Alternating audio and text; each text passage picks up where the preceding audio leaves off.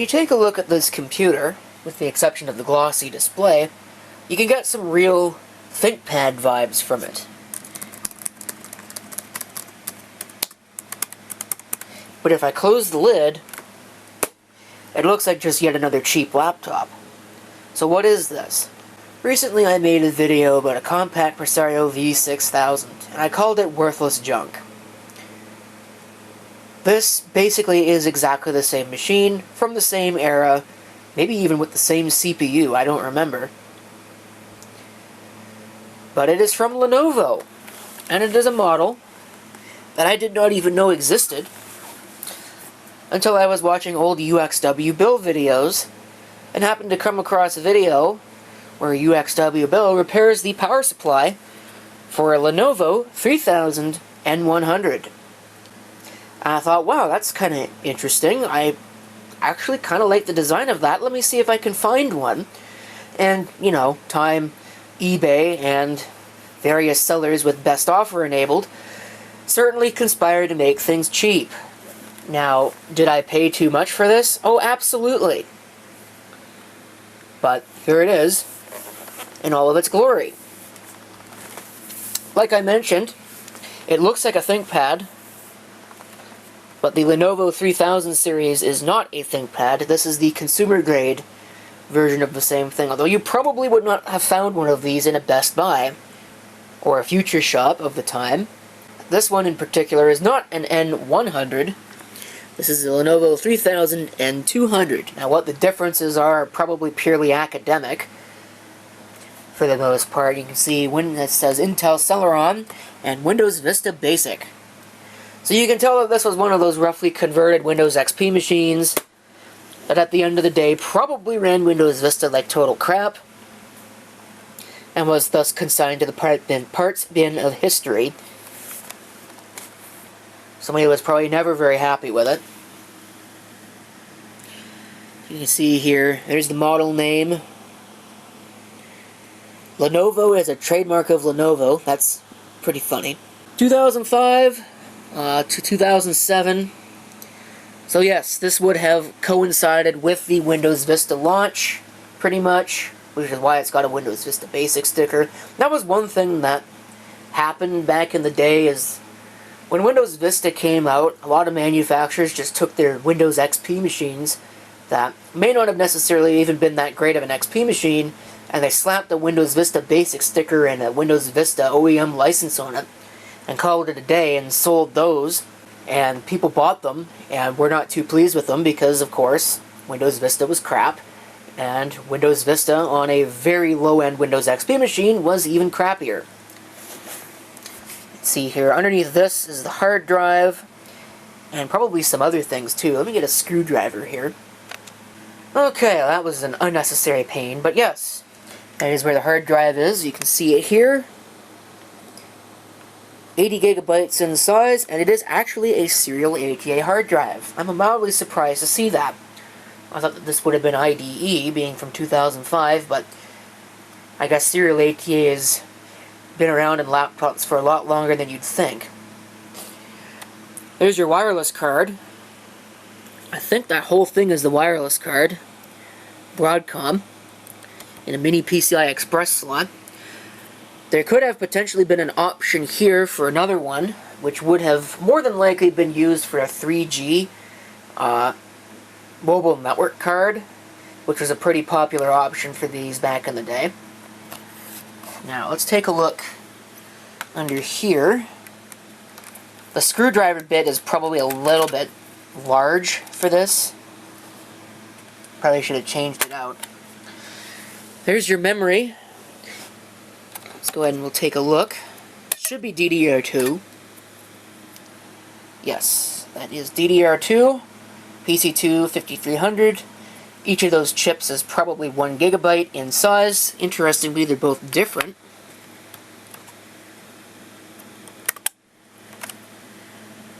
But yes, they are both, in fact, 1 gigabyte.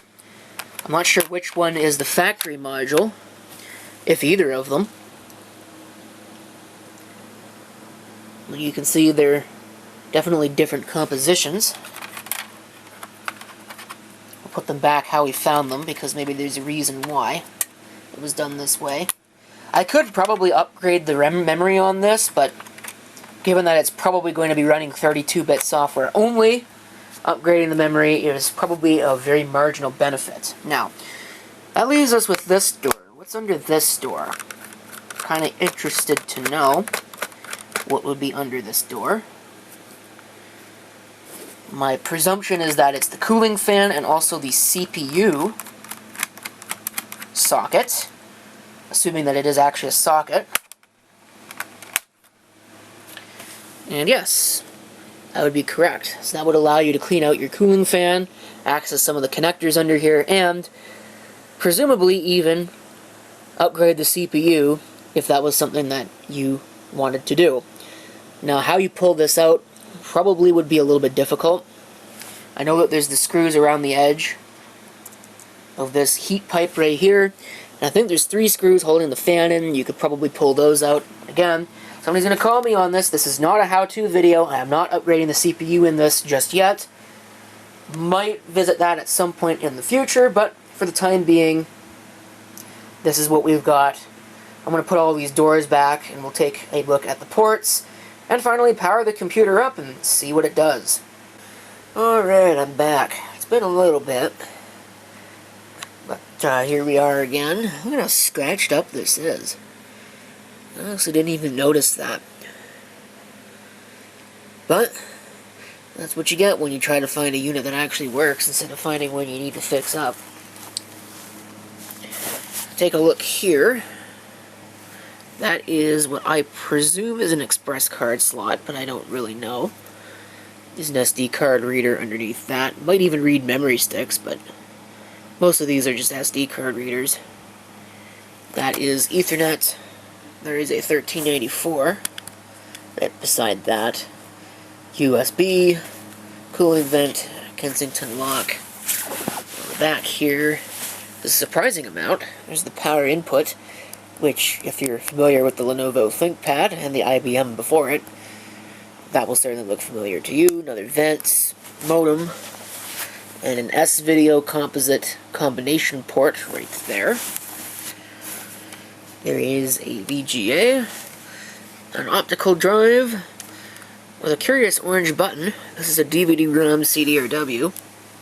I wonder if that's the same kind of drive that you'd put in a ThinkPad. I think it's a little bit taller.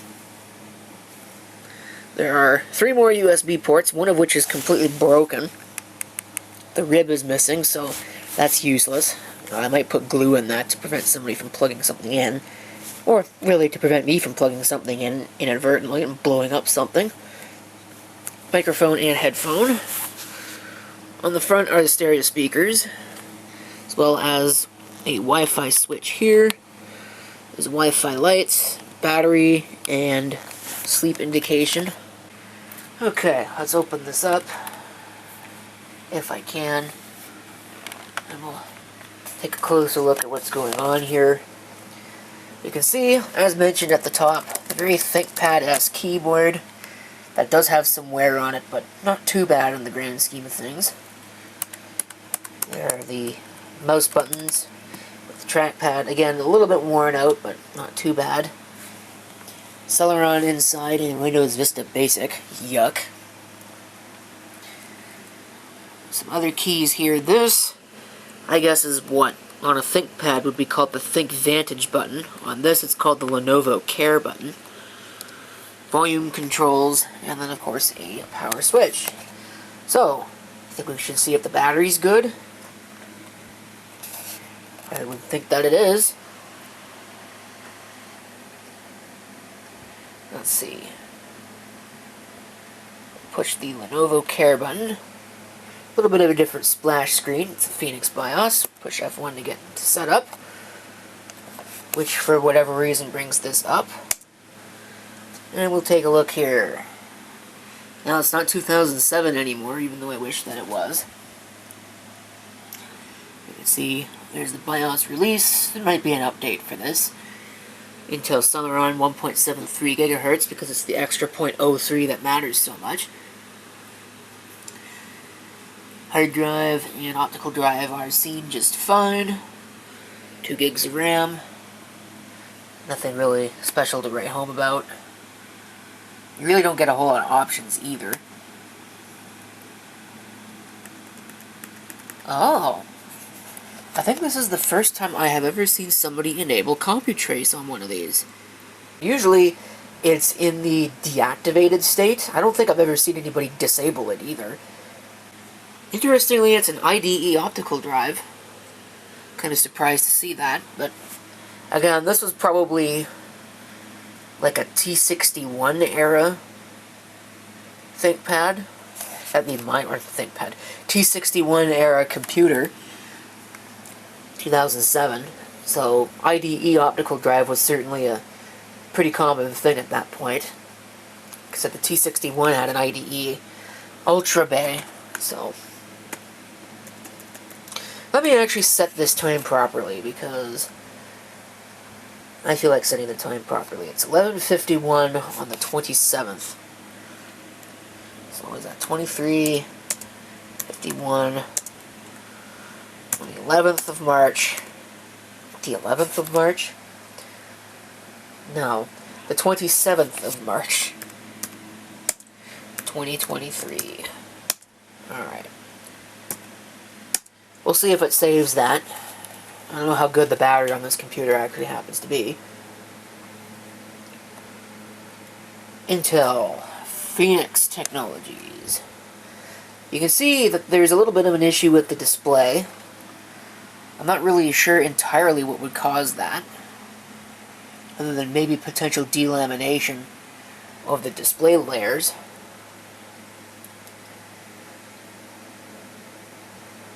Those upper two over in the corner there, those look like they are pulsating on the camera, but they're not. It's running Windows 7, and something you may have noticed about this, if you're particularly eagle-eyed, maybe you actually read it while I was busy talking about the pulsating upper screen, this is running Windows 7 Starter. Now, I'm not going to cast any aspersions on a eBay seller that accepted my lowball offer, but I'm kind of wondering where they got a Windows 7 Starter license from.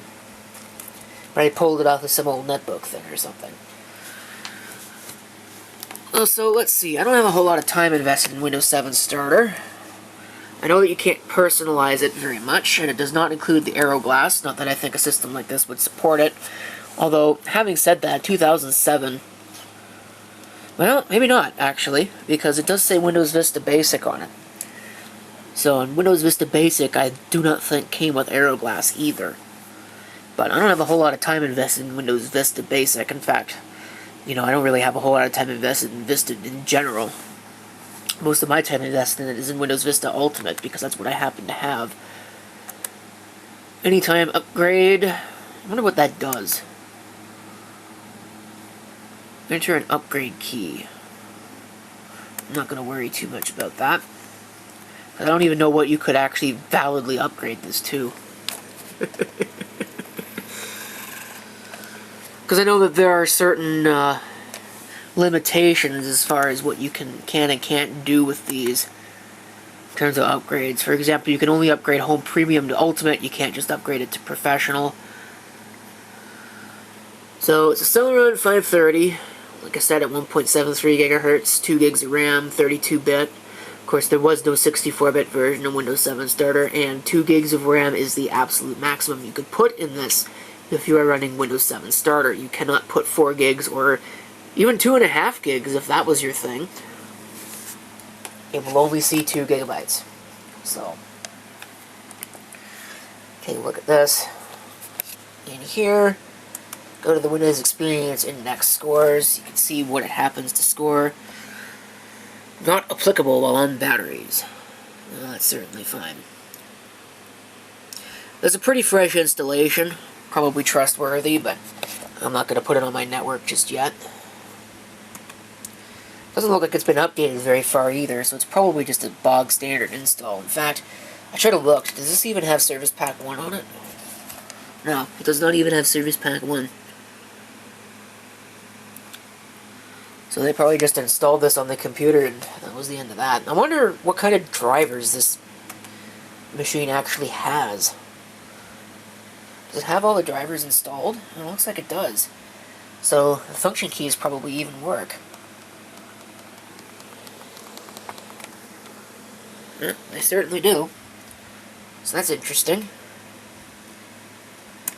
Now, Windows 7 was the last version of Windows to come without an antivirus program installed. And it looks like it's not got one installed here. Like I said, basically just a boring, bog-standard installation. Now, as for what I'm going to do with this, because I've got it now, I might as well do something with it. I am probably kinky enough to go ahead and install Windows Vista Basic on this with the OEM key.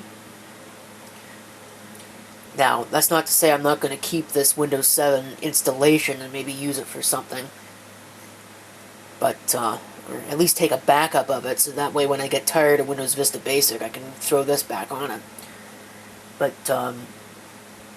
that's what the license is for. I will be installing an SSD in this, because I've certainly still got plenty of SSDs sitting around.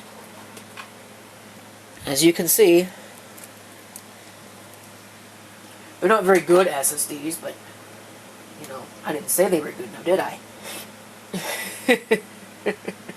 So, anyway. Yeah, my battery looks like it's pretty decent. Not particularly great, but certainly functional. And it's decided that it's going to adjust my clock for daylight savings time. Which is not really what I had in mind. It's 27th. Still. Only for 3 more minutes. Anyway, there's no webcam on this. I'm not sure if I mentioned that, but it was an option. This one's not equipped with it. Might be interesting to see if I could find the webcam, but I don't think I'm really going to tear this display panel apart. It looks like it's pretty much the same basic design as a ThinkPad. You can see here with these metal hinges. Interestingly enough, I'm not really sure why they put the Kensington lock printing right there, but they did. I suppose I could actually see if I can try out the speakers on this. Does Windows 7 Starter come with music? Why is the System Reserve folder? Sorry, the System Reserve drive got a drive letter. Not really sure. It does. So, there I guess is one thing. And this will probably get my video muted trying the, yeah, that's not configured. Trying one of the sample files. Oh, be quiet. I'm going to turn all that off. Off, off, off. Off, off, off, off. It's the only media player, so I don't care.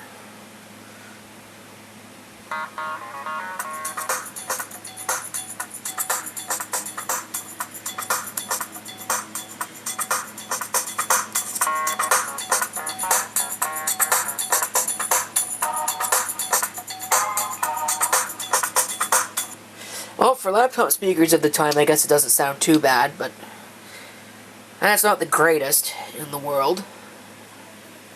But it's certainly adequate if you're just listening to YouTube videos on the go or something similar. But, yeah, there's definitely no bass to these. They're very mid-range heavy. But that's pretty typical, again, for laptop speakers. They're not nearly as tinny as the average laptop speaker is. Alright, I think that's it. I don't have anything else for you. Are there any sample videos? There is a sample video. I didn't think Windows 7 came with sample videos, but I guess it does come with one.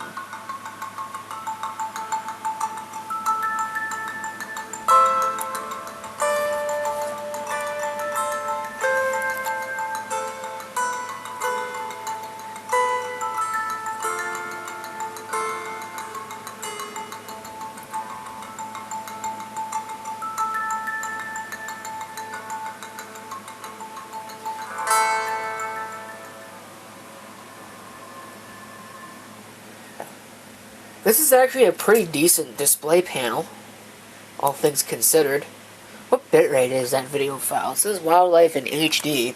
I'm kind of funny they'd bundle a video file in high definition on Windows 7 Starter, because this was usually used for netbooks that did not have very much computing power. In fact, they would have had less computing power than this has.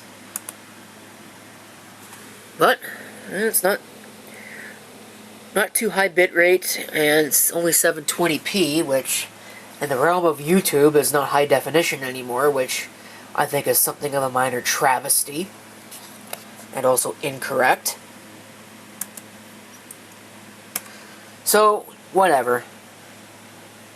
There's your ThinkPad. I keep calling it a ThinkPad. Lenovo 3000 Model N200 laptop computer. Old habits definitely die hard. It's got the ThinkPad feel to it, but definitely not a ThinkPad business grade laptop. Thank you for watching, and if you have any comments, feel free to leave them down below.